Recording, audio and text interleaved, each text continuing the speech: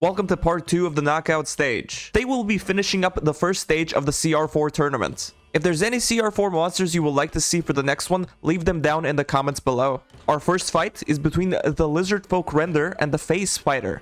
Alright, second half of the knockout stage. I'm joined by Marco and Philip. Gentlemen, Hello. who do you think is winning for the first fight versus the Lizardfolk Render and the Face Spider? I'm gonna go with the Lizardfolk. I've been harsh on them with our tier lists, but we're gonna go with them right now. I'm gonna take your advice of taking what mob looks cooler, and I'm gonna go for the spider because of the, the ethereal jump, whatever. All right, Lizardfolk Render rolling into initiative. It has a +0 to this. It's gonna roll an 11. Okay. Face Spider has a +2 to this, and it's gonna roll a 20. Face Spider goes first. On to the Face Spider's turn. It has a 30-foot speed, so it's going to just get up to the Lizardfolk Render, and it's going to use its bite attack on him. It has a +4 to hit. First attack is going to be an 18 to hit. That will. Is the Lizardfolk resistant on any of this? No, I don't think so. The first initial damage is going to be a D10 +2. And the Lizardfolk Render is going to take max damage, 12 off this. Nice. It now has to make me a Constitution saving throw, or it's going to be taking some poison damage. The Lizardfolk Render has a +2 to this. And it's going to roll a 15. That will succeed and only take half as much of whatever I'm about to roll. The poison damage on the Face Spider is a 48. And I rolled a 23 on this, so it's going to take 11 more points of poison damage. And the Face Spider is going to use its bonus action for Ethereal Jaunt and teleport into the Immaterial Plane. Ethereal Plane, I think it's called, yeah. That's a good starting round. I like this. Very good starting round. Okay, the Lizardfolk Render. Okay, I think with its claws, it's got more damage, so it's going to ready its claw attack for whenever the Face Spider comes back. And that is the end of its turn. The Face Spider is going to use its bonus action to Ethereal Jaunt again and shift back onto the map. And it's going to be taking a claw attack from the Lizardfolk Render. It has a +5 to this. And it's going to roll a 15. That does hit fully. This is 2d8 +3 slashing damage. Ooh. Great. And it's going to take 8 points of slashing damage. Okay. All right. First. And that's it. It can't do like multi. It can't. No. Yeah. But the Face Spider can't do another bite with a +4 to hits. Let's go. It's going to roll an 18. It will hit. This is 1d10 +2 piercing damage. It's going to roll an 8 for initial damage. And now the Lizardfolk Render has to make another Constitution saving throw. It has a +2 to this. Well, just don't roll an 8. But it's going to roll a dirty 20. So it's going to take half of whatever damage this is going to be, which is 11 damage, half to 5. Drastic difference from the previous one. Could have finished it with a little bit of luck. Yeah, you could have. Yeah. All right, 2 attacks for the Lizardfolk Render. Remember, it now has its Blood Frenzy, so it has advantage on all of its attacks. +5 to hit with the claws on the Lizardfolk Render. It has advantage. First attack is going to be a 13. I think that just hits. That just hits. And for the second attack with its claws, it's going to be with advantage 17. So 2 attacks are hitting for the Lizardfolk Render. 2d8 +3 damage for the claws are going to be a 11 points of damage. Ooh, okay. Good. Ooh. D10 +3 result is going to be a 5. Okay, yeah. Does not outright kill them. Now we move on to the Face Spider, who is going to do another bite attack onto the Lizardfolk Render. +4 to hit. It is a 9 that will not hit. It's going to use its bonus action to Ethereal Jaunt and get the hell out of here. The Lizardfolk Render, a claw attack with a +5. He's going to ready it. It will have advantage whenever the spider comes back again. Spider, bonus action, entering in to the battlefield again. It is going to be hit one time via the claws of the Lizardfolk Render. +5 at advantage is going to be. Ooh, that hits with a dirty 20. This is 2d8 +3. This has got to be real minimal for it to not just outright kill it. It's done. It's done. Damage is going to be 14. Oh, and nice. with this, the Face Spider is gone. It is eliminated from the tournament. Our second fight is between the Illusionist Wizard and the Slithering Tracker. Oh, Very here's strong. my boy. Here's my boy. Oh, here's Wait, here's which Marco's one's your pick. boy? This one. The This bottle this tracker. gooey guy here. The fuck Yeah. is that, Mark? All right, next battle is the Illusionist Wizard versus the Slithering Tracker. Who are we rooting on for this one? That's my boy, the worm. I gotta counter Mark on this one. Wait, Why do you question. gotta counter me? I don't know, it's fun. Illusionist Wizard rolling into initiative. It has a +2 to this. And it's going to roll a 9. The Slithering Tracker actually has a +4 to this. And it's going to roll a 9. Okay. The Slithering Tracker has a higher dexterity than the Wizard, so it is going to go first. It has a 30 feet of movement, so it's going to just go up to here. What's a smart thing to do with this one? It has intelligence of 10. So I think it tries to attach onto people and smack them, right? Yeah, I think Life Leech is the play here. Yeah. Each creature that it can see within 5 feet of it must succeed a DC 13 dexterity saving throw or be grappled. Okay. The Illusionist Wizard has to succeed with a +2 bonus to its dexterity saving throw, which is going to be a 16. It is not going to be grappled. That is the end of the Slithering Tracker's turn. Ah, that's it. Let's go. The Illusionist Wizard, with a bonus action, it's going to cast Displacement, causing any creature to have a disadvantage on attack rolls against the Illusionist. And this is not a spell, so what the Illusionist Wizard can do is cast invisibility on themselves. And with this, it just doesn't provoke opportunity attacks. So it's just gonna, I think, go over to here. I think it's gonna try and bait him out. Yeah, I think this is fine. The Slithering Tracker, I think what he's gonna do, what would be the smart thing to do, is hold his action for movement so he can move 30 feet in whichever the direction the mage pops out at. Yeah, I think he'll do that. I think he'll do Makes that. sense. Makes sense. Makes sense. Okay, that is it for the tracker, and now the Illusionist Wizard is going to cast 2 Arcane Bursts. The first Arcane Burst has advantage because it's coming out of invisibility. First attack is going to be a natural 20 to hit on this. Yeah, but the second one misses. That's good. No, this is with advantage I'm rolling. So so 7 Let's is in the go. second run. This is the second one. D20 plus 5 is going to be a 13. I think that just misses, actually. Okay. This is 4d10 plus 3 damage for the Illusionist Wizard. This is also psychic damage. Wait a minute. Is it immune to anything with psychic? No, it's not immune. So it just takes the 20 psychic damage. Okay. Immediately after the wizard gets out of invisibility, the Slithering Tracker is going to go up to it. I don't think it can do anything else except try to maybe run away. No, it doesn't have its mage armor yet. So I think it's good for it to stay here until it can use invisibility again. All right. It is the Tracker's turn, and it's going to try to do the Life Leech again. Yeah, I think this is what it can do. Yeah. DC 13 dexterity saving throw for the wizard, and it's gonna roll with a +2. 6. It is now considered grappled, as the Slithering Tracker essentially goes into its space because it's made out of water, I believe. Until this grapple ends, the target is restrained and unable to breathe. So the it is restrained, actually. Okay. Give him the damage. There is no damage this turn. The target is restrained. In addition, the grapple target at the start of each of its turn, it takes damage. So Okay, so you just roll it now. yeah, we can. What was it? 3d10. All right, 3d10 damage. Its turn's gonna start. Yeah. 14 damage to the wizards. Oh, no. Yeah, that's all I can do. Yeah, I think that if he doesn't kill it fast enough, GG. Yeah, The so wizard.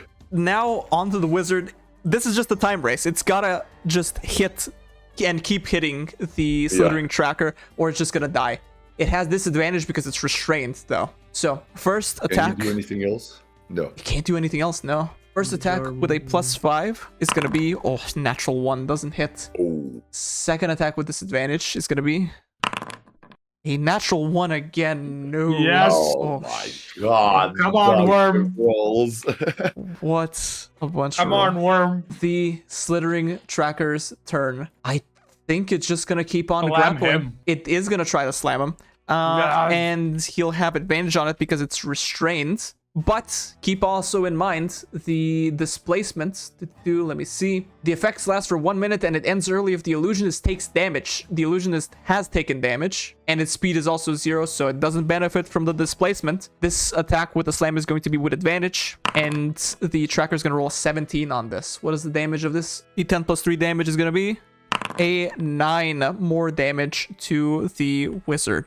Oh god. I think the wizard's best bet here is after he takes a bunch of damage, that is. Hold on a second, 3d10. After he takes a bunch of damage. 21, that just kills him. Oh my god. Worm. Chant it with me in the chat. Worm. In the comments, in the... Worm. What the fuck? Okay, yeah. That's GG. It's done. But Bracker moves on to the game. next round. Our third fight is between the Brain in a Jar and the Ogre Chain Brute. A Ready. warm glass of milk before bed. Oh, Go. fuck. You good? Okay.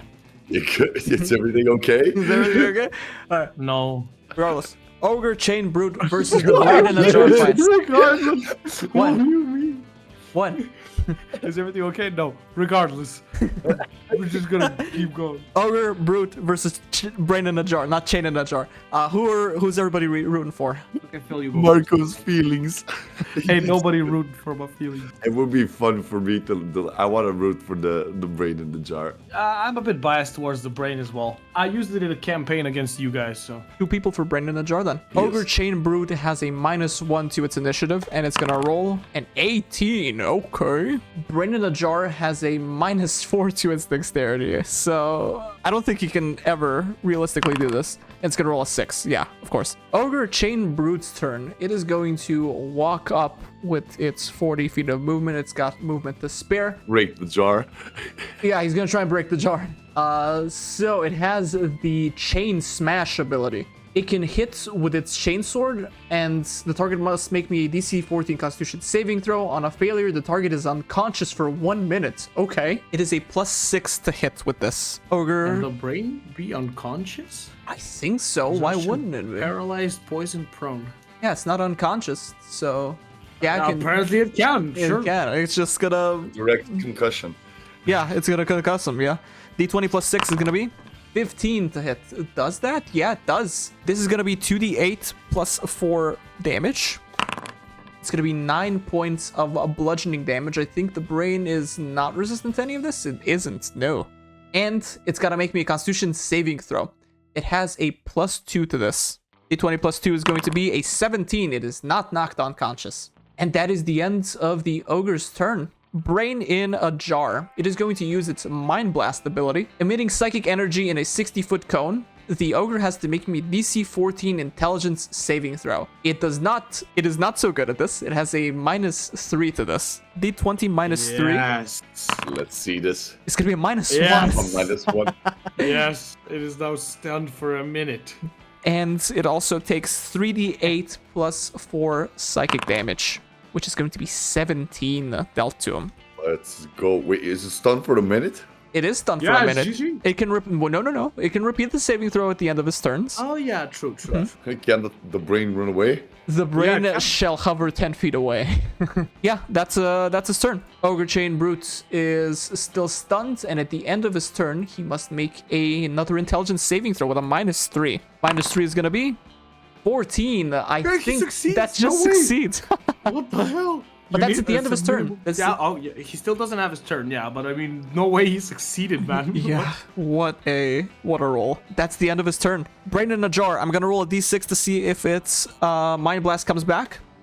It's not gonna come back. I think now he's gonna do Tasha's Hideous Laughter. You're just biased towards that spell. What else is he gonna do? It's a cool spell. He's gotta make me a DC 14, I think, Wisdom saving throw for the Ogre. Yes. Wisdom save, he's got a -2 to this. 20 -2 for the Ogre.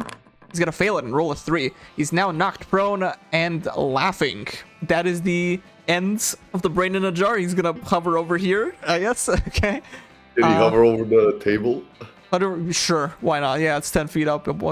He's hovering here. The Ogre Chain Brute, at the end of each of his turns, he's got to make another intelligence saving throw. D20 minus... No, with his wisdom. This is wisdom. -2 was his wisdom, I believe. Wisdom saving throw is going to be a 6. He's still Tasha's Hideous Laughter. I think the brain's tactics here should be just to wait until he gets his Mind Blast back, no? Yeah.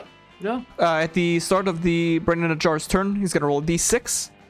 And he'll get his Mind Blast back. It is a intelligence saving throw for the Ogre. It has a -3 to this, I believe. Yes, it does. The result of this is going to be a 16. It Let's succeeds. Also, that doesn't affect his Tasha's Hideous Laughter. It's either he takes a psychic damage or he doesn't. So he's still with Tasha's Hideous Laughter. He doesn't have to make another roll to see if it succeeds.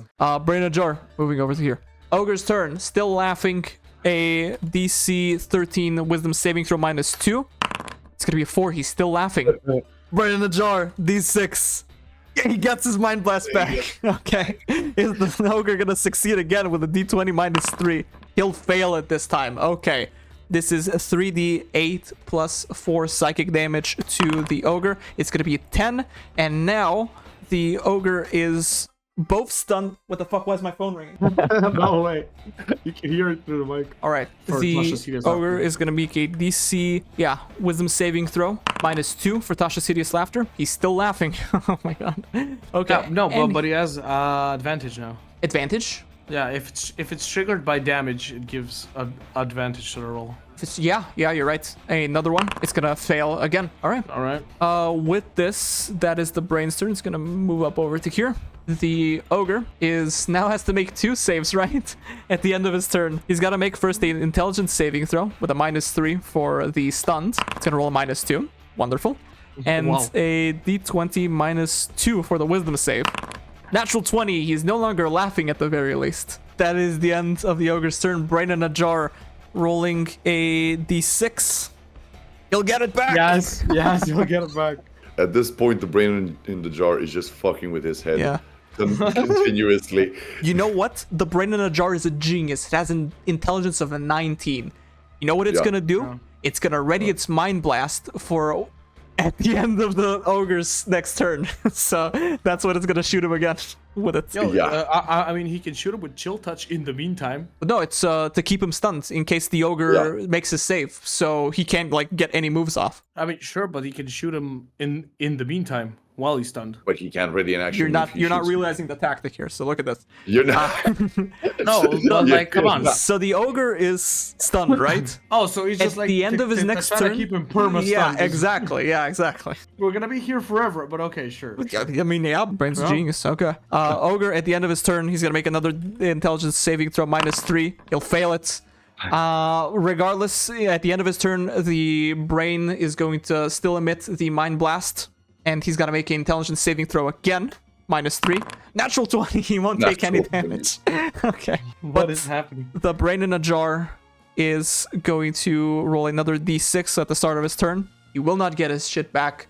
A Chill Touch now. Ranged spell attack. It is a +6 to hit. The Ogre was stunned and prone, so this is going to be a straight roll because he's both stunned and on the ground, prone.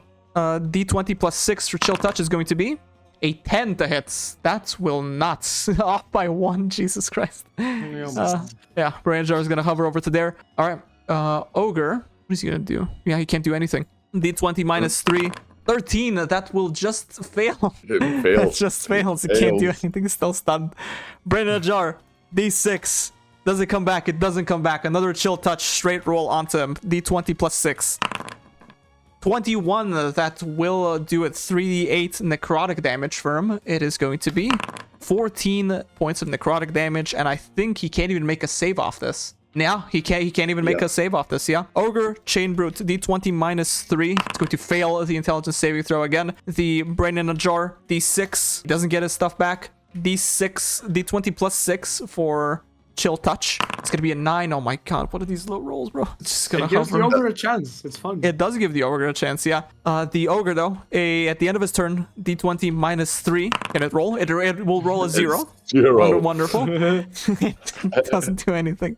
Wait, did 10 rounds go by? No. 100% not. No? Okay. Because it's a stun for 1 minute. It's a stun for 1 minute. I agree. Whenever it feels like we're getting 10 rounds, we'll actually go back and watch it. D6 for the Brain is not gonna do anything. 3d8 more necrotic damage. Not 3d8 necrotic damage. It has to do a roll. D20 +6.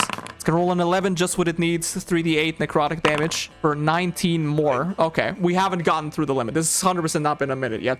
So that will kill the Ogre, and the Brain in a jar. Pure cheese will win this Pure round. cheese, Swiss freaking cheese. Yeah, it was just cheesy. Our last fight is between the Yeti and the Spectator. All right, we got the Yeti versus the Spectator. Who are we rooting for this one? I'm tired of spellcasters being annoying. It's the Yeti's gonna clobber the lot of eyes. You know what? Fuck it. I'm gonna go for the Spectator. Countering Mark again. Yep. Yeti's turn. It's going to roll into initiative. It has a +1 to this. It's going to roll a 9. Spectator has a +2 to this. It's going to roll a 13. Okay. Spectator is going to fly 30 feet up and hover there. And it can target a creature it can see within 90 feet of it. All right. It is going to use its paralyzing and wounding ray on the Yeti. Yeti has to make me a Constitution saving throw on this. The Yeti has a +3 to its Constitution saving throw. It's going to roll an 11. What's the DC on this? DC 13, I think, right? It's Yeah, DC 13. fails. The Yeti is at the moment paralyzed. So what is paralyzed? Automatic critical hits. Any attack roll that hits you is a critical hit if the attacker is within 5 feet of you. Okay, so it's not, but It's not, but it still has advantage on the wounding ray. No, the wounding no, ray no, is no. just a It's save. just a save. Yeah, it's just a save. All right, Yeti making another Constitution saving throw. It's gonna roll an 11 again. It doesn't succeed. It's full brunt of 3d10 necrotic damage. It's gonna be a 26. Jesus. Oh my god. Well. Oh my god. Oh my god. Oh my. Yeti, at the end of his turns, he's got to make another Constitution saving throw, +3 to this. It's going to be a 13 that just succeeds. But that's at the end of his turn. He can't do anything else. The Spectator, another paralyzing ray onto the Yeti. Yeti, another Constitution saving throw, +3 to this. It's going to roll a 20. It will not. And a And then wounding another ray. one. And then another one. And another one. It's +3. It's going to be a 14. It will succeed, taking half as much of this damage. Half as much of 15, which is going to be 7. What should the Spectator do? We're in a Try running saloon. away. We're in a saloon. So I'd say 30 feet up is about the most they can get. Yeah. Man, that's a Run tall away. saloon, yeah. Yeah, I think he'll run away over to here. Yeah, it's a pretty tall saloon. Yeah, you're right. That's a pretty big saloon. You can do it diagonally, like, so it uses that 30 movement. Yeah, full 30. Yeah, it's going to go all the way over here in the corner. All right, Yeti's turn. Yeti has a 40 feet of movement. It's going to run through all of this. And what is it going to do? It has its chilling gaze. It targets one creature you can see within 30 feet of it. The Spectator is within 30 feet of it. If we're just like looking, making a line directly there. Am I right? It's a bit up. We kind of need to do math about this. What is the math Wait, for this this? is Why? It's the Pythagorean theorem, right? Well, Wait. technically, yeah. Oh yeah, you have to imagine an imaginary triangle. So line A is the Yeti. I mean dot A is the Yeti. Dot B is the Spectator, and then dot C is the point directly below the Spectator. So, right? so this is 20 feet. What is the Yeti trying to do? It's trying to do its chilling gaze. It has to target one creature it can see within 30 feet of it.